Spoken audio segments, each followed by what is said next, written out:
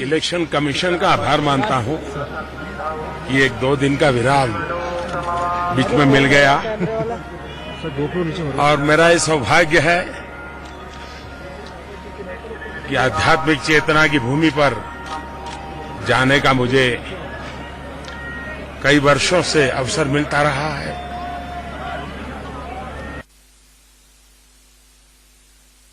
में जब आपदा आई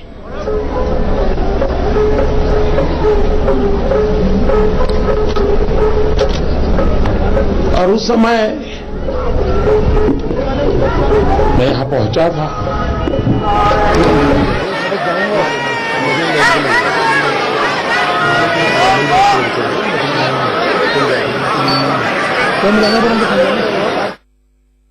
अपनी तरह से कुछ न कुछ करता रहता था, लेकिन प्रधानमंत्री सौभाग्य से यहां उत्तराखंड में भी अनुकूल सरकार बनी। तो आपने देखा होगा कि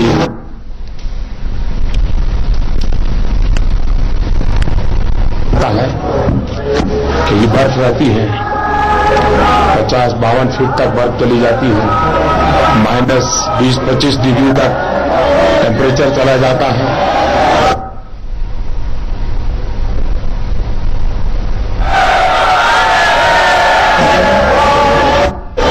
इसका एक मास्टर प्लान बनाया है, उसके आधार पर इसके विकास का काम चल रहा है। तो एक मन में रहता है कि समय मिले तो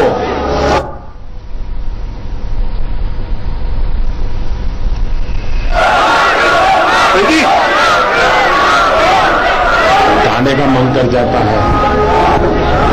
कल से मैं यहां हूं, 2 दिन यहां एक गुम्फा में रहने चला गया था, एकांत अवसर, और सामने ही 24 घंटे बाबा के दर्शन हो सकते हैं, ऐसी वो गुफा है। उसमें छोटी सी छेद किया हुआ है, वहां से भी उसको दर्शन करता रहता हूं। तो एक प्रकार से मैं वर्तमान के हिंदुस्तान के वातावरण से पूरी तरह बाहर था, अलिप्त था, यही खोया हुआ था। न कोई कम्युनिकेशन रखा था, न कोई अपने आप में था। यहां का जो डेवलपमेंट का मेरा मिशन है, उसमें प्रकृति, पर्यावरण और पर्यटन,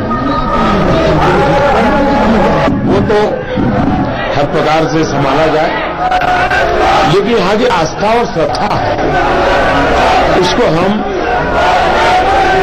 और अधिक संभालने के लिए क्या केयर कर सकते हैं। हम कोई आध्यात्मिक चेतना में इजाफा तो नहीं कर सकते, लेकिन उसमें कठिनाइयां, रुकावटें डालने से तो अपने आप को बचा सकते हैं।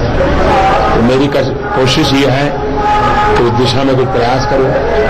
अच्छी टीम मिली है मुझे, डेडिकेटेड टीम है, वो काम कर रही है। मैं कभी वीडियो कॉन्फ्रेंस से मॉनिटरिंग करता हूं, खुद वीडियो से पूरा यहाँ का व्यूज लेता रहता हूं। कभी कभार मैं देख रहा हूं कि जब ये यात्रा का कबाड़ खुलते हैं, तो सामान्य मानवी को तो ऐसा लगता है चलो भाई कबाड़ खुले हम जाए। इसके पहले 2 महीने तक सैकड़ों लोगों को काम करना पड़ता है, रास्ते खोलने पड़ते हैं, बर्फ हटानी पड़ती है, यहाँ जो आवश्यकता है वो सामान पहुंचाना पड़ता है, क्योंकि एवरेज धीरे धीरे करके डेली 25,000 लोग पहुंचते हैं। तो इन सबको सुविधा मिले, तो एक प्रकार से व्यवस्था की दृष्टि से बहुत बड़ा काम होता है। लेकिन हमारे देश में इन चीजों की ज्यादा चर्चा बहुत कम होती है। अगर यहाँ कोई एकाध तकलीफ हो जाए तो वो मेन न्यूज बन जाती है, वरना सचमुच में अगर लोगों को ये ध्यान हो कि कितना कष्ट उठा करके लोग आपकी यात्रा की चिंता करते हैं, तो लोग भी उसमें सहयोग करेंगे। सिर्फ वो भगवान से जुड़ेंगे, उसके साथ साथ यहाँ के जो काम करने वाले लोग हैं, व्यवस्था करने वाले लोग हैं, उनके साथ भी जुड़ेंगे। जहां तक भगवान के चरणों में आता हूं, मैं कभी कुछ मांगता नहीं। आपने जीत की कामना नहीं की यहाँ पर? कल मैं कुछ नहीं मांगता पुजारी जी कह रहे थे और मांगने की प्रवृत्ति से मैं सहमत भी नहीं हूं, क्योंकि उसने तो आपको मांगने योग्य नहीं बनाया, देने योग्य बनाया। और ऐसी जगह पे जाकर के ईश्वर ने देने योग्य उसको जो क्षमता दी वो उसने समाज देवता को देनी चाहिए। और समाज देवता, अध्यात्म देवता, उसका मिलन निरंतर बना रहता है। तो भगवान शिव जी, भगवान केदारनाथ, बाबा भोलेनाथ न सिर्फ भारत की, पूरी मानव जात के सुख, समृद्धि, कल्याण के लिए उनके आशीर्वाद बने रहे। मैं आप लोगों का भी आभारी हूं, क्योंकि मैं जानता हूं कि चुनाव में पत्रकारिता के क्षेत्र में काम करने वालों पर कितना प्रेशर रहता है और कितना फिजिकल स्ट्रेन भी रहता है। और मई जून के चुनाव यानी तो अपने आप में बड़े कठिन होते हैं। उसके बावजूद भी आप लोग समय निकाल करके यहां पहुंचे। आपके माध्यम से उत्तराखंड को और केदारनाथ को जरूर लाभ होगा कि लोगों को विश्वास बढ़ेगा भी अब केदारनाथ में उस आपदा के बाद काफी व्यवस्था हो गई है, आप आराम से जा सकते हैं, कुछ समय यहां बिता सकते हैं। तो एक प्रकार से आपके यहां आने से उत्तराखंड को लाभ हुआ है, उनके यात्रा विकास को लाभ हुआ है और देशवासियों को भी लाभ हुआ है आपके आने के कारण। क्योंकि ये खबरें पहुंचेगी तो लोगों को लगेगा चलो भाई इस बार छुट्टियों में दुबई, सिंगापुर के बजाय केदारनाथ चले जाए। और मैं भी चाहता हूं मेरे देश के लोग सिंगापुर, दुबई भले जाए, मुझे इतराज नहीं है, लेकिन मेरे देश में भी बहुत कुछ देखने जैसा है, जाना आना शुरू करें। मैं फिर एक बार आप सबका बहुत बहुत आभार व्यक्त करता हूं और ईश्वर से प्रार्थना करता हूं कि आप लोगों को भी कोई कष्ट न हो, आराम से अपने यहां स्थान पर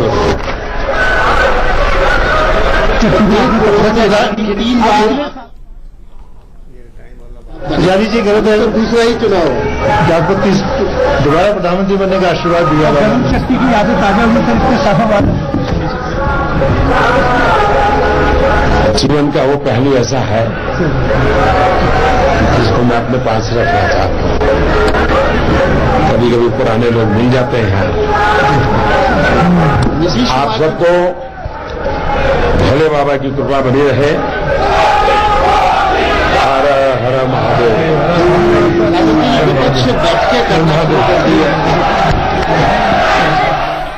हर हर महादेव। आप सभी लोगों पर भोले बाबा की कृपा बनी रहे। इन शब्दों के साथ प्रधानमंत्री नरेंद्र मोदी ने मीडिया के साथ ये जो आपको दुर्लभ इंटरैक्शंस देखने को मिल रहे हैं, 5 सालों में पहली बार प्रेस कॉन्फ्रेंस से मुखातिब 2 दिन पहले प्रधानमंत्री नरेंद्र मोदी दिखाई दिए थे और इस वक्त इन दिनों चुनाव प्रचार के दौरान कई जगहों पर रैलियों में जरूर उन्होंने मीडिया के साथ बातचीत की, इंटरव्यूज दिए और एक बार फिर से हर हर महादेव के नारे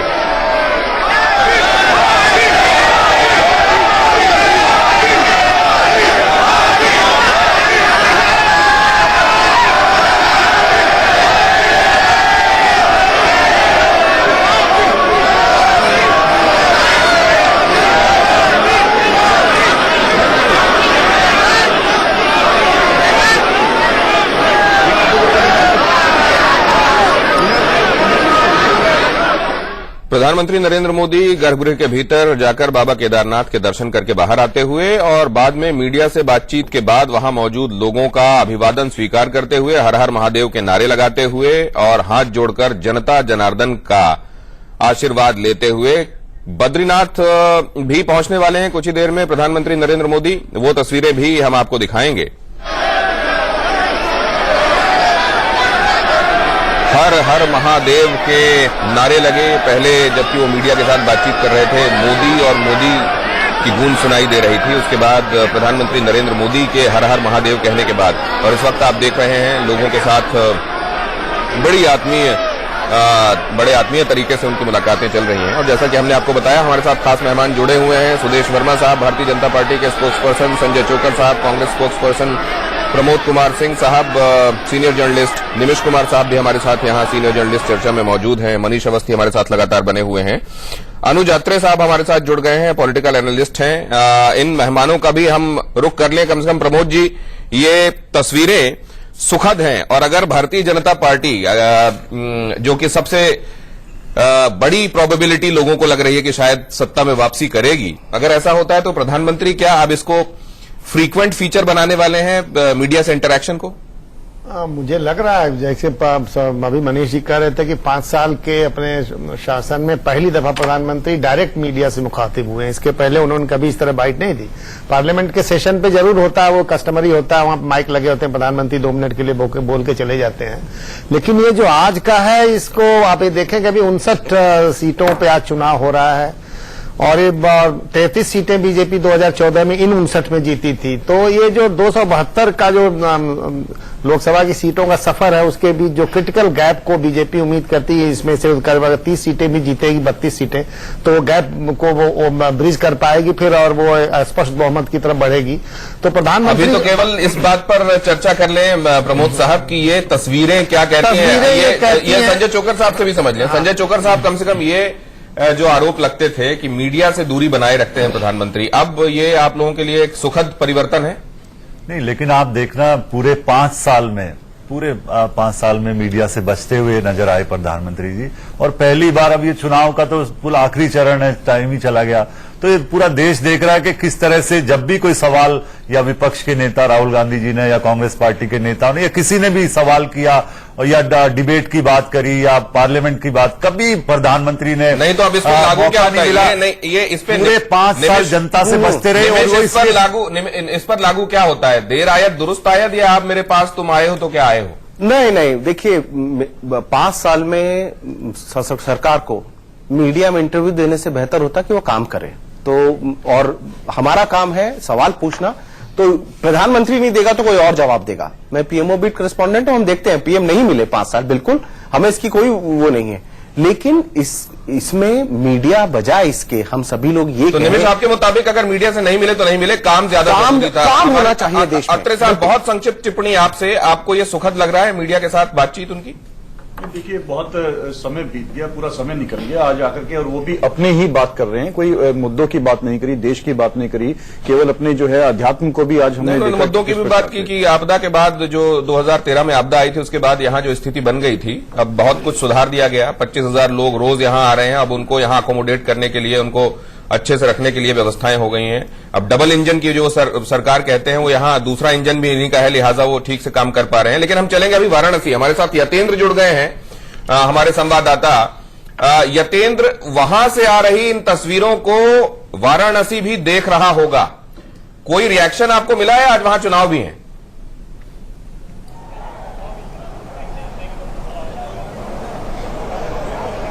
देखिए, अभी कुछ देर पहले ही जो कांग्रेस के प्रत्याशी हैं बनारस से अजय राय, वो अपना वोट डालने पहुंचे हैं। आप अंदर, जो मैं जिस पोलिंग बूथ के बाहर हूं उसके अंदर ही अजय राय यहाँ पर है। प्रतिक्रिया की जो आप बात कर रहे हैं, जब उनसे बात होगी तभी आ पाएगी। वोट डालने के बाद वो मीडिया से बात करेंगे, और प्रधानमंत्री जिस तरह से केदारनाथ और बद्रीनाथ के दर्शन करने पहुंचे, तो उसके बाद उनकी प्रतिक्रिया तो स्वाभाविक है, लेकिन जब वो वोट डालेंगे तभी अजय राय बाहर आएंगे। कांग्रेस के प्रत्याशी, पिछली बार जमानत जब्त हो गई थी, 3,70,000 वोट्स के मार्जिन से जीते थे नरेंद्र मोदी यहां से। इस बार इस मार्जिन को कम किया जा सकता है, अजय राय सोच रहे होंगे, लेकिन ऐसा होता है क्या?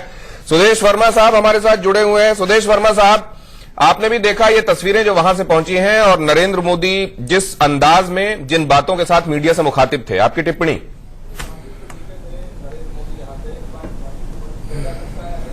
देखिए, कर्मा और अध्यात्म का गजब मिश्रण है मोदी जी। अध्यात्म उन्हें शक्ति देती है, जिस शक्ति की उन्होंने बात की, जिससे कि वो मानव सेवा कर सकें, और वो हमेशा जाते रहे हैं केदारनाथ बद्रीनाथ। क्योंकि जब प्रधानमंत्री हो भी जाएंगे तो निश्चित ही पूरा फोकस हो जाता है, और इतनी ज्यादा जहर उगले गए इस पूरे चुनाव में हमारे विपक्ष के द्वारा, और ये जैसे समुद्र मंथन हुआ था, तो जैसे भगवान शंकर ने जहर को पिया था जिससे कि लोगों को अमृत मिल सके, एक उसी तरह का प्रयास है कि वैमनस्य न हो और समाज सेवा में वो पूरे दुगने ताकत से लग सके। आप उनके अध्यात्म को इस तरह से देख सकते हैं। तो सुदेश जी, क्या ये माना जाए कि प्रायश्चित के लिए भी गए थे प्रधानमंत्री? ये प्रायश्चित की जरूरत ही नहीं, क्योंकि जो गलती करता है प्रायश्चित की जरूरत उसको होती है। हमें तो नहीं लगता प्रधानमंत्री ने कोई गलती की हो। उन्होंने तो मानव सेवा में अपना पूरा जिंदगी लगा दिया है। बचपन में परिवार छोड़ दिया और उसके बाद से वांडरर की तरह भटकते रहे, राजनीति को जरिया समाज सेवा का बनाया। ऐसा व्यक्ति क्या प्रायश्चित करे अपनी जिंदगी को जो खपा चुका है मानव सेवा में। आखिरी आज पोलिंग हो रही है हिंदू वोट बैंक को फिर से मजबूत करने के लिए। बीच में आपका शिफ्ट हो रहा था, आप थोड़ा सवर्ण वोट आपसे नाराज था जो आपका बहुत पुराना वोट बैंक था, और दूसरा आपका मुस्लिम प्रेम से भी आपके पुराने जो पुराना वोट बैंक था वो नाराज था। तो क्या ऐसा तो नहीं कि डैमेज कंट्रोल आखिरी दौर के उसमें सुबह सुबह पहुंच गए आप हर हर महादेव के नारे लगवाने? देखिए, हमने भी बहुत साल, जब मैं पत्रकार था तो राजनीति को कवर की है।